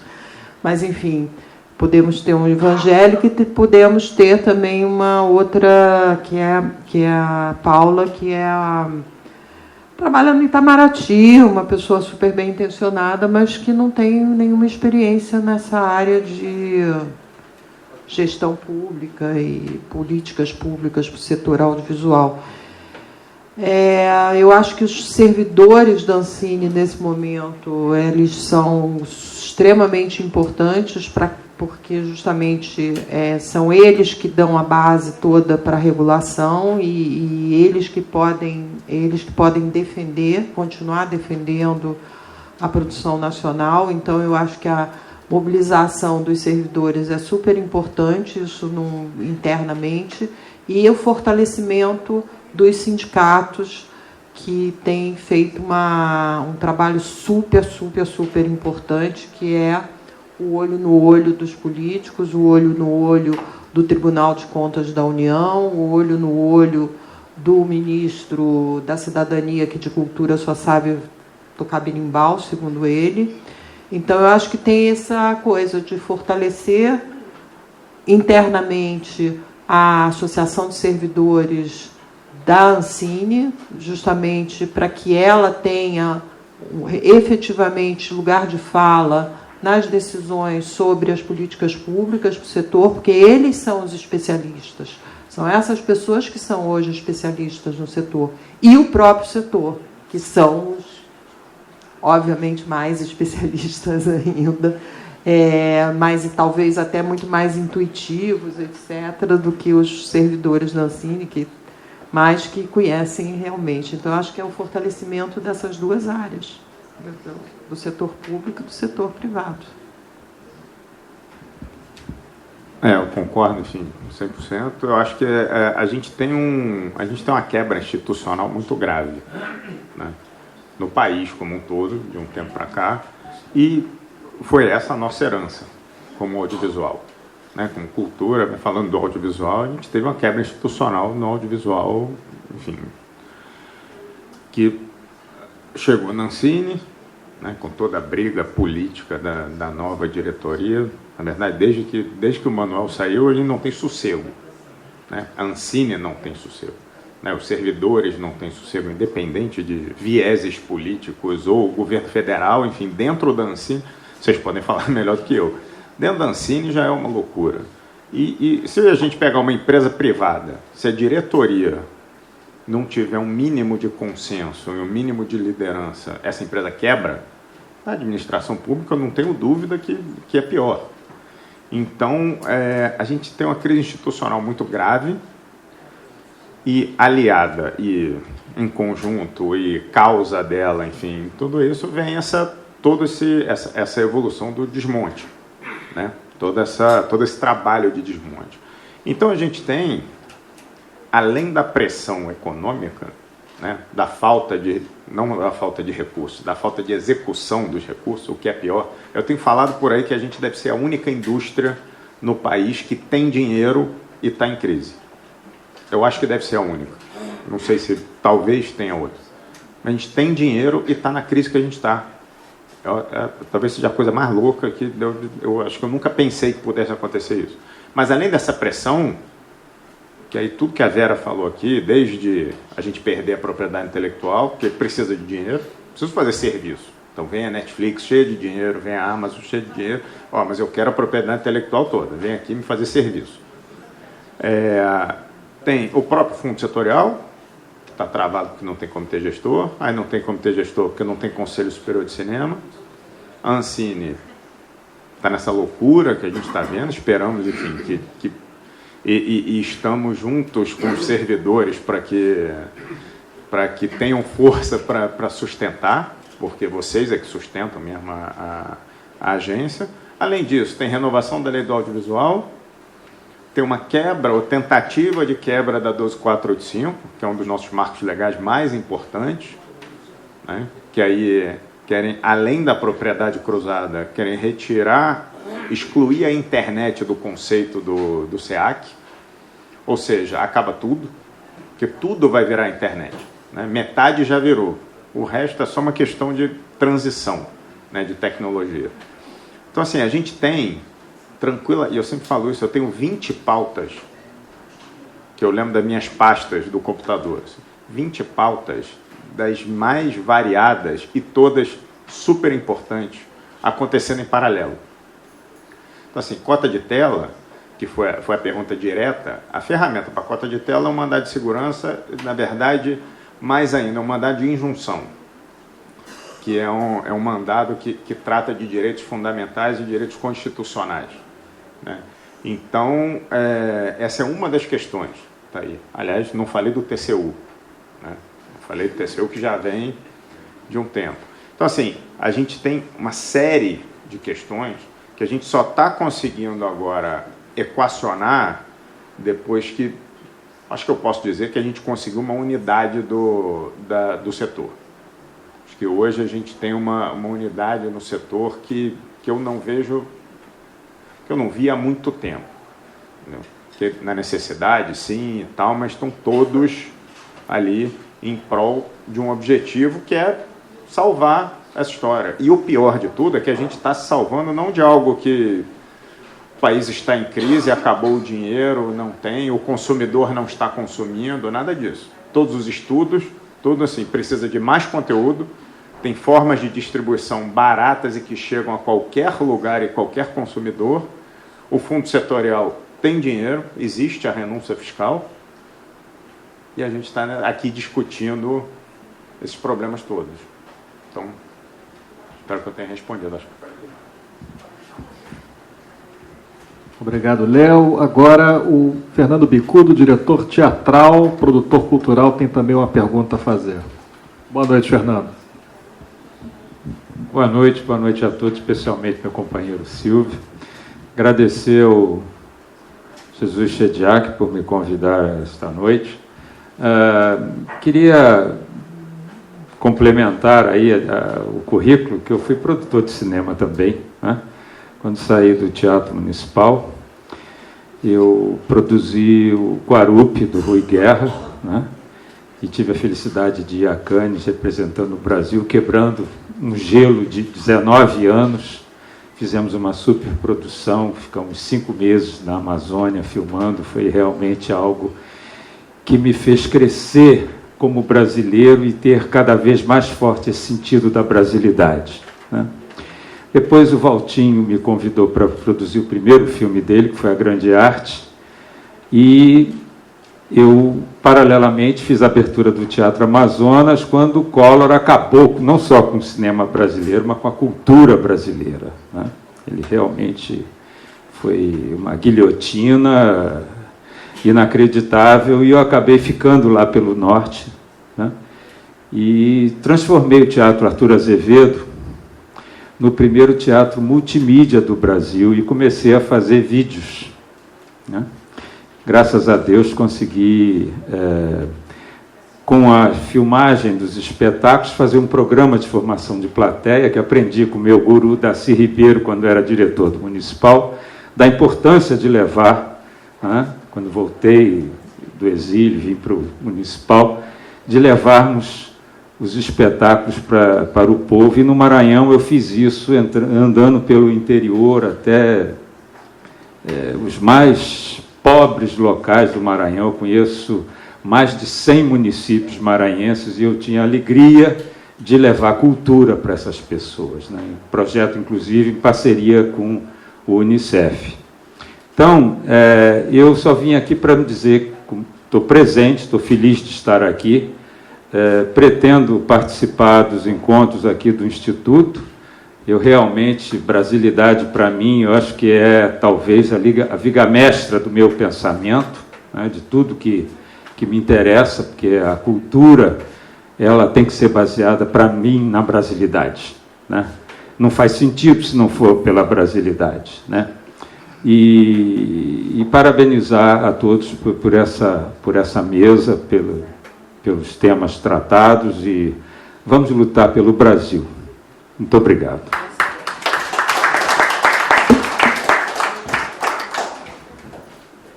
Agora, TT, vai fazer uma colocação, uma pergunta também. Boa noite. Oi. Boa noite, muito prazer estar aqui com todo mundo, né? Foi o Chediak também que me falou. Eu estive na BI num encontro lá semana passada, e até aproveito para informar que amanhã na BI tem um ato pelos 40 anos da anistia, da lei da anistia, que é bastante importante quem puder ir, porque também estão atacando a questão da anistia, também estão atacando a questão das reparações aos anistiados, né? Enfim, tudo está acontecendo junto, né? Agora, em relação ao cinema, acho fantástico tudo que foi dito aqui, muito objetivo. Eu queria fazer uma pergunta. Me parece que talvez esse caminho da judicialização seja um caminho que nos resta, né? Então, como fazer isso através das nossas entidades de classe, dos sindicatos, enfim, qualquer outra forma jurídica. Acho que está na hora da gente conversar muito com advogados e ver como é que, por exemplo, a lei da obrigatoriedade da cota de tela está aí, estão descumprindo, né? Quer dizer, existe apesar da lentidão das questões jurídicas, mas elas podem ser aceleradas com muita rapidez também, usando a mídia, usando a imprensa, etc. e tal, né? Quer dizer, que tipo de estudar, sugestão, né, em pergunta, né? Estudar que tipo de medida jurídica poderia ser feita já para demandar a questão da cota de tela, por exemplo, e outras questões assim, entendeu? Eu acho que está na hora é um caminho que a gente tem de judicializar, além da imprensa, além do esclarecimento público, além, enfim, de tudo que tem sido feito através das entidades, parabenizando muito o trabalho do CICAP, que eu tenho acompanhado, e do qual estou fazendo parte também. Eu acho que era essa a pergunta que eu queria fazer, como é que o Léo e a Vera veem isso, se teria esse caminho, né? Obrigado, TT. Tem o caminho da judicialização, ele existe, ele é claro. A gente tem feito, o próprio TCU foi esse o caminho. Eu não aguento mais conversar com advogado, eu só converso com advogado. Eu só leio, eu leio mais lei do que roteiro, eu leio mais IN da Ancine do que roteiro, e converso mais com advogado do que com qualquer outra pessoa. A judicialização, ela tem vários níveis, tem várias possibilidades, enfim. E, como eu já falei antes, a cota de tela é claramente um mandado de segurança, um mandado de injunção, que são mais ou menos a mesma coisa, tem algumas diferenças básicas, mas é por aí. E a judicialização principal, ela é mais de médio e longo prazo. Toda a questão de possíveis filtros, censuras, o que for, já está sendo judicializado, enfim, tem uma máquina de judicialização do próprio legislativo, né, que está fazendo o seu papel hoje em equilíbrio com o executivo, às vezes até exagerado, mas é o papel, né, o papel da oposição, é o papel do legislativo, e o nosso maior desafio de judicialização, na verdade, é a gente ter o nosso marco legal, né, do audiovisual. A gente poder criar esse marco legal para poder evitar tudo isso, né? É uma solução que é o guarda-chuva, né? Agora, nesse momento, é SOS, né? São os SOS do TCU, da cota de tela, dependendo do que acontecer com o fundo setorial, com o comitê gestor, com o conselho superior. Agora, a gente depende, tirando as declarações, mesmo as declarações em relação à censura e tal, o processo ele só começa a andar quando tem alguma coisa, algum fato, porque senão fica muito frágil. Então foi o que aconteceu, por exemplo, na questão da suspensão do edital. O presidente vinha falando sobre filtro, então, a partir do momento que o ministro fez a portaria, assinou a portaria, e já veio um monte de mandado de segurança, um monte de processos, né? Então tem questões técnicas que às vezes a gente fica ali querendo agir e tem que saber o melhor momento de agir e como agir, mas enquanto isso a gente está na comunicação, está na política, está discutindo com a Ancine, sempre que a gente consegue um diálogo, que isso foi algo que a gente perdeu também, que a gente conquistou, perdeu, e eu espero que e eu espero que a gente retome, né? E porque a gente tem as nossas instituições são muito mais importantes, né? Se a gente não tem as nossas instituições a nosso favor, aí nem um advogado vai conseguir. Respondi? Não, tem mandado. Agora eu vou abrir para a pergunta do João Carlos e depois, eu vou pedir que façam primeiro as perguntas, os dois, aí depois a mesa responde, finalizando. Vem aqui, João Carlos, por favor. Eu estou querendo saber mais sobre a questão da internet. Existiu o copyright, nós aí, internet, grupos mundiais, criou o copyleft, né? Criamos o Creative Commons, que é para liberar um material para você utilizar, né? Nós estamos falando de Ancine, nós estamos falando de Brasil, e a internet é uma coisa universal aí, né? Uma biblioteca enorme. E como é que está essa correlação de softwares e hardwares em termos de cinema hoje? Essa é a minha pergunta.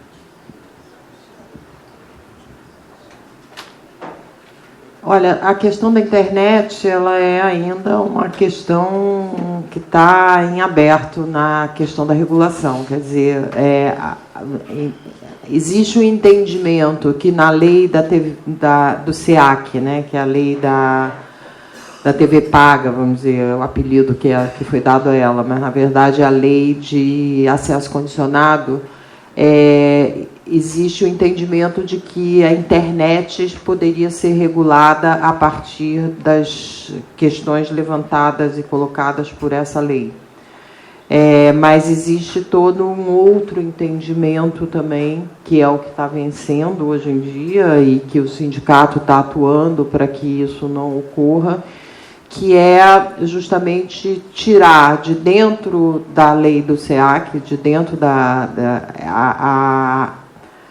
a internet, ou seja, o SEAC não teria regulado, essa outra visão o SEAC não teria regulado e não teria capacidade o poder de regulação da questão da internet. Se isso acontecer, se esse entendimento for o entendimento vencedor, o que a gente pode chegar à conclusão é que, efetivamente, a gente perde a capacidade de difusão do conteúdo audiovisual brasileiro por aí, porque, justamente, não haverá qualquer tipo de obrigatoriedade, não haverá qualquer tipo de regulação para esse setor, né? A não ser que daqui a, sei lá, a gente levou para conseguir a lei do SEAC, foram 5 anos de discussão no Congresso Nacional. Para a gente conseguir uma nova lei que tenha os mesmos tipos de obrigação de conteúdo, de cota de conteúdo para a produção nacional, para visibilidade do conteúdo brasileiro, etc., se a gente tiver que esperar uma nova lei, talvez sejam mais 10 ou 15 anos. É verdade que as leis estão sempre atrás da realidade. A realidade se coloca e depois é que se coloca a legislação. Mas a gente levou para regular a TV por assinatura, ela aconteceu em 95, a regulação se deu em 2011. Ou seja, quantos anos que a gente levou? Então, se a gente não tiver a capacidade de regular a questão da exibição do conteúdo via streaming, via VOD, etc., na internet, eu acho que a gente vai perder um espaço muito grande aí para o conteúdo nacional. Léo, quer comentar esse contexto também? A questão da internet, e aí a gente fala das plataformas, né, sejam elas de VOD ou não dos canais. Você falou uma coisa interessante que é dos direitos, né?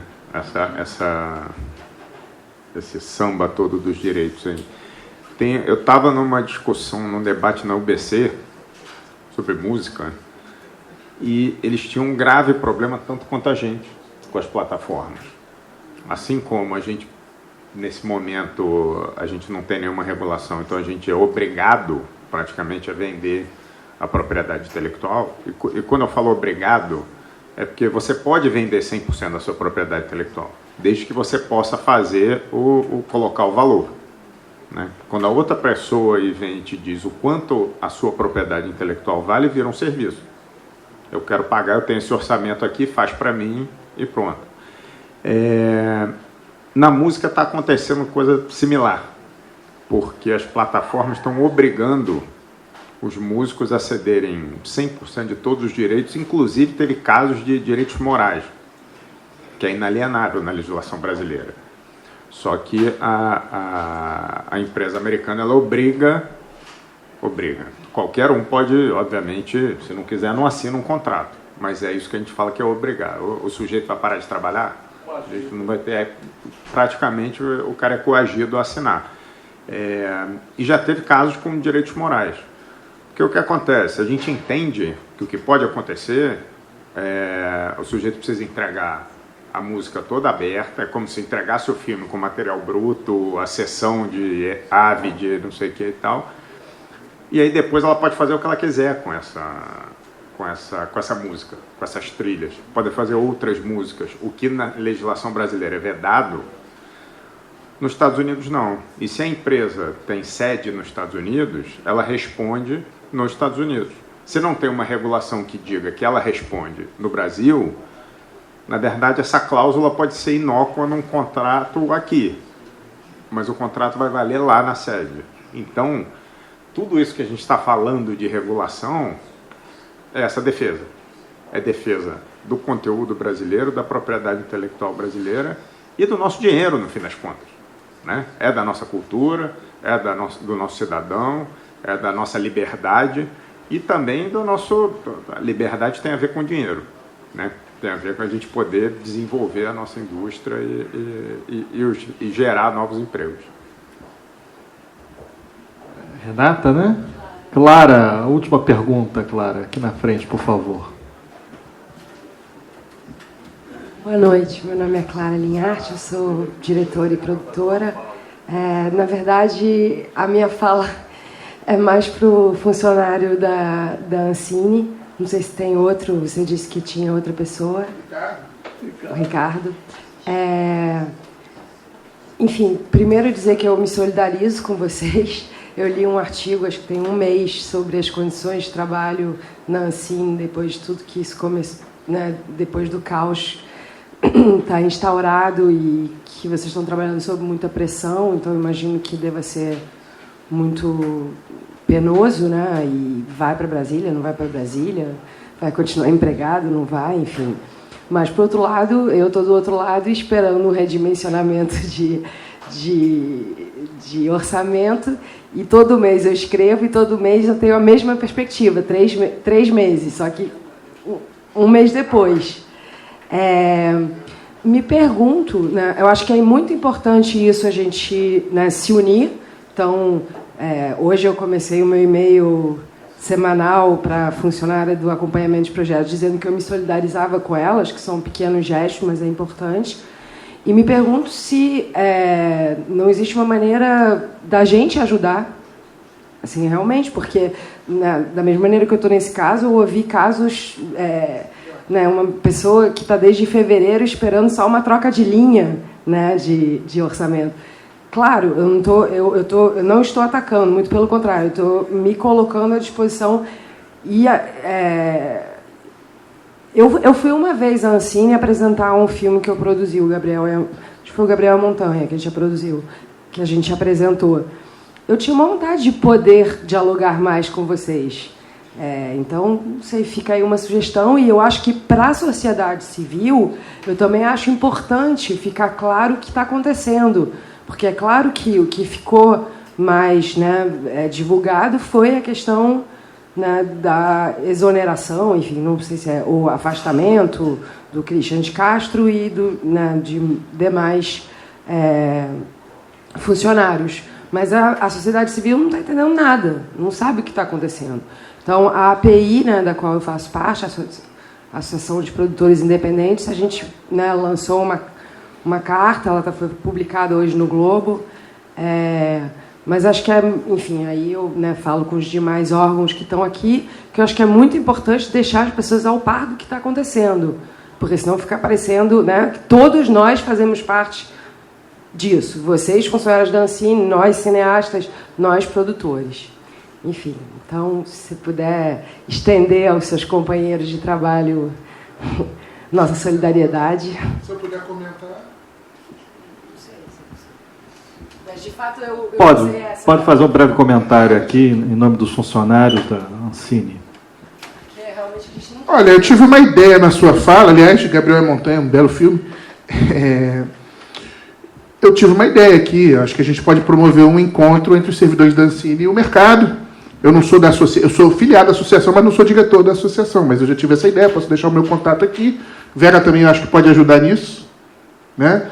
Ricardo, né? Também, acho que a gente pode... Ricardo, inclusive, foi ex-vice-presidente da associação, né, dos servidores. Eu posso te dizer que a gente está trabalhando com muita pressão e e realmente assim existe dificuldade de botar os procedimentos em dia, né? A pressão é enorme.